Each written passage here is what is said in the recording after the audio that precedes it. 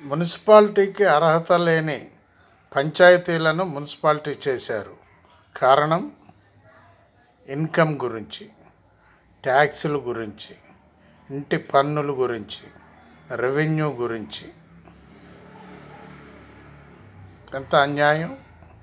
గత 10 సంవత్సరాల పరిపాలనలో ఈ పంచాయతీలని, పంచాయతీలని మున్సిపాలిటీలుగా చేయాలి. మనం రెవెన్యూ సంపాదించుకోవాలి. ఇతర రాష్ట్రాలలో మనది ధనిక రాష్ట్రం అని చెప్పాలి, మనమే ధనికులం అని చెప్పాలి.